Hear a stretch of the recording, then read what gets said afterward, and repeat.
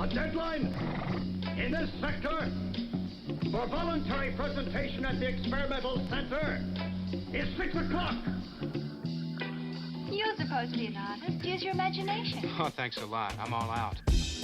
What's happening, everybody? Shelton J. Think About It Radio. Another Tuesday, another Straight from the Streets episode with my man Brandon Whiting. Mr. Vincent Booker couldn't make it tonight. He had some other obligations that he had to take care of. But me and Brandon Whiting, we gonna hold it down. We gonna keep it from moving. Can you dig it? Mr. Whiting, how you doing tonight, my brother?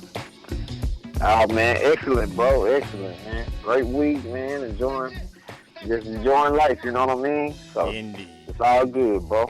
As well as you should, my brother. I got another day. They say life is a gift. That's why they call it the present. So we have another day, another opportunity to do Straight from the Streets, to have positive conversations, and just to rap a taste for a few minutes. And hopefully the listeners will be benefited from having engaged in some conversation with us, or at least listen to it. I appreciate you guys for everything. I really, really do. Mr. White, I'm glad you're doing all right, my brother. I'm glad you had a good week so far. You had a good weekend also?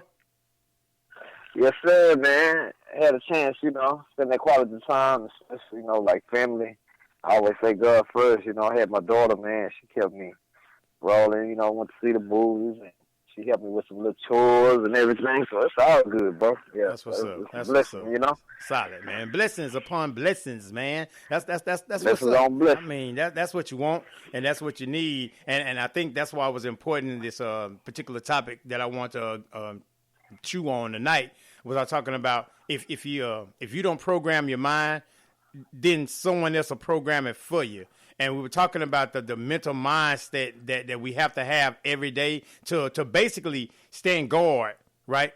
At the door of our mind. We have to really be cautious and conscious of what goes in and then also what goes out. And I think it all starts with the mind, and that's the most important part. And I know we talk about this sometimes we talk about the mind a lot. We talk about thinking a lot. We talk about common sense a lot, because I think that's just a core foundation to make everybody who they are, right? You do what you do because the way you think, the way you were raised, your thought process, what you've been taught, whatever. And so, man, we were talking last week, and we're talking about, I was telling you about a child. For the most part, you see a child very happy. They have no attitude. They're just, even in the grocery store, wherever you see them, they're running. Everywhere they go, they're just running and excited about life until they get some situations, or until they get taught a certain thing, or until they go through certain experiences in their life, But until they go through that, every moment is a happy moment. Every moment is a running moment. So I think that, I took that to say that I think that we as adults, as mature adults could take a little bit from kids sometime, right? To be really carefree and not necessarily careless, but like just really understanding who's in control and having a positive frame of mind and a positive outlook on life. I think that will help us if we have that childlike freedom, if you will, just to kind of like, hey, none of these problems exist. I'm the only thing that matters right now. So I just think that will help us as adults to keep the stress levels down for sure. Your thoughts, my brother. Yes, sir, man. I agree with you 100%, bro. And I think, like you say, this stuff had been put on us as well. All these different pressures where we think we need these things to make us happy. But then, the more you mature and grow, you realize that you can enjoy life, just life itself. But a lot of times we don't sit back. And we've been kind of exploring this topic as well, as being grateful for the small things. And I think a lot of times, God balances out. When you go through something, mm-hmm. A lot of times people hit rock bottom and go through different things, and that's when they start to reflect and appreciate things that they didn't appreciate before. But once it's taken away from you, then you'll be able to appreciate it more. And I can speak from my own personal experience, like, once I lost my physical freedom, yes, when I got in trouble, that's when I realized not to take anything for granted, because anything can be gone just as a blink of an eye. Yes. So I still carry that in a lot of ways, bro. You know, being out here, it just heightened my experience as far as reflecting and, you know, being conscious and aware and thankful, man. But we go through these things, like, we go through life a lot of times, like things supposed to happen, being enabled and conditioned. Like you said, when you really look at a child, that's why the scriptures really say that. It says that, you know, you have to come as a child, like a child, like, you know, to enter heaven or the kingdom. You know, I forgot how to say it verbatim, but that's what it was kind of hidden on. Being born again, that's the whole idea of being born again, even with the religious aspect of, we can learn a lot, you know what I mean? You're definitely right, so man. you're right, I agree with you. I mean, that's what it's about, though. I mean, it's about, again, how do you see the world? How do you see your particular world in front of you? And as you say, based upon your circumstances, based upon your experiences, that's going to shape your reality. That's going to shape your reality. Right. But we have some people that have a pessimistic outlook on life, and you have some that have an optimistic outlook on life.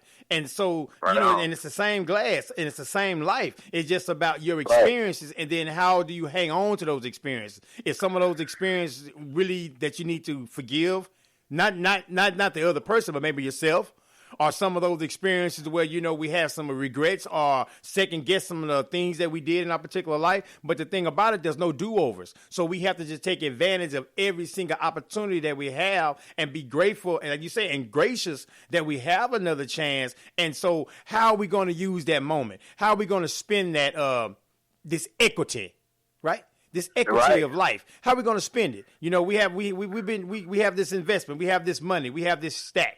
You know, this stack is piled up. How are we going to spend it? Are we going to conserve it? Right. Are we going to spend it loosely?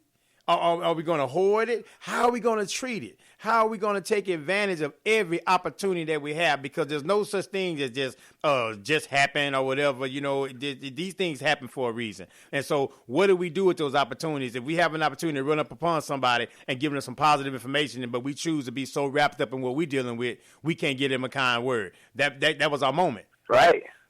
We didn't take time to encourage someone with their head down because, again, I'm mad. I got problems myself. But I'm a firm believer in this, and I've seen this work.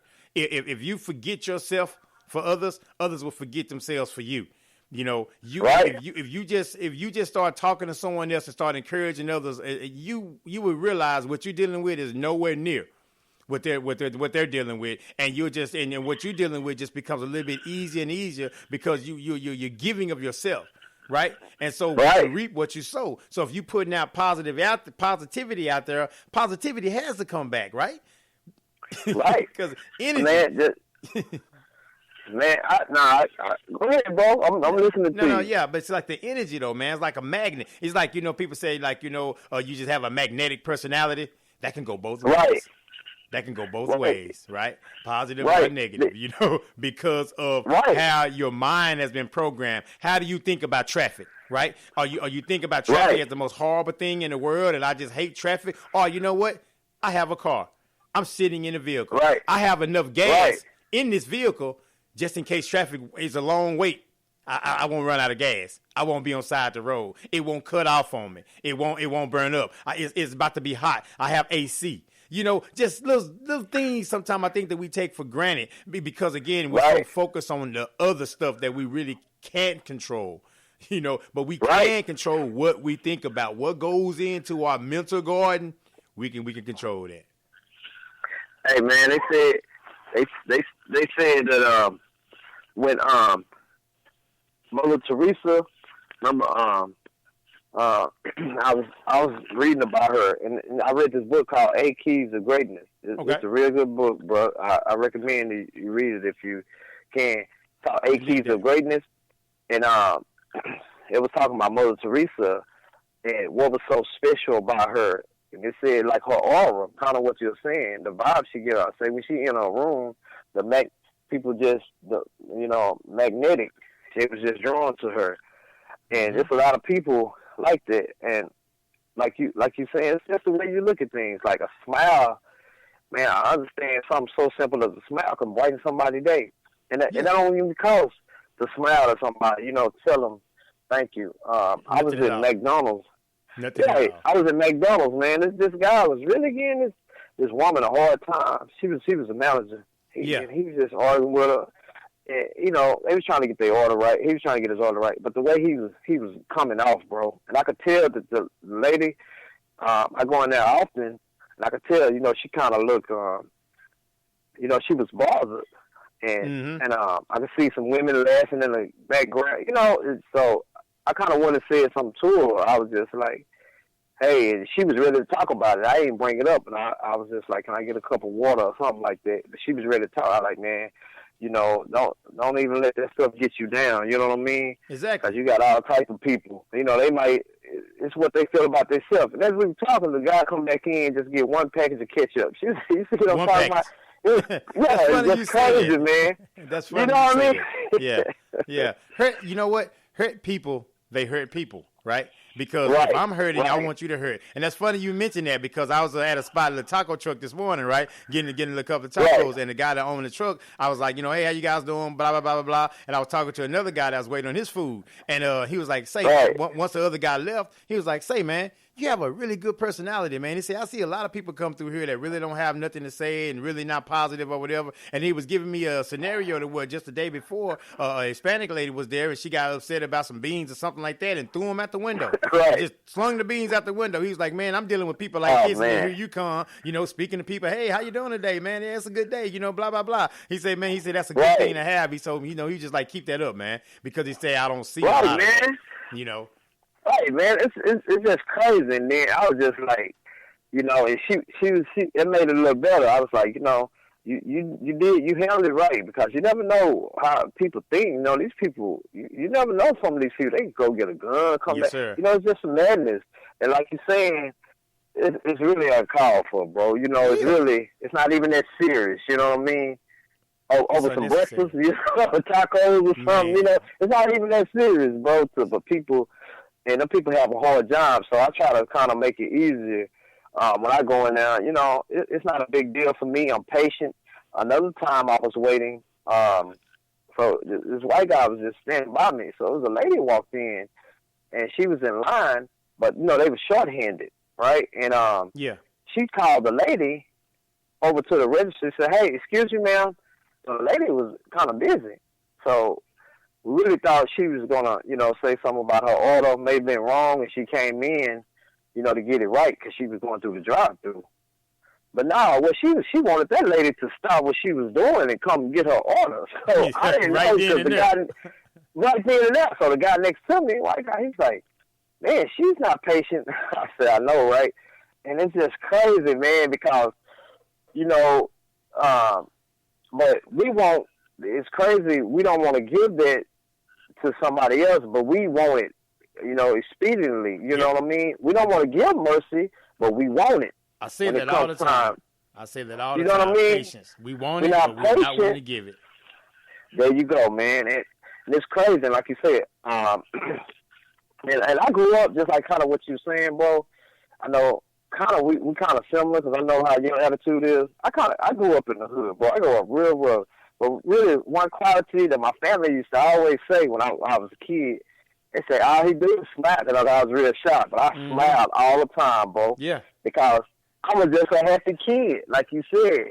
And it wasn't until, you know, people be putting their fears and their anger and their pressure on you. And that's why it kind of made me say it sometimes in a sense. Yeah. You know what I mean? Yeah.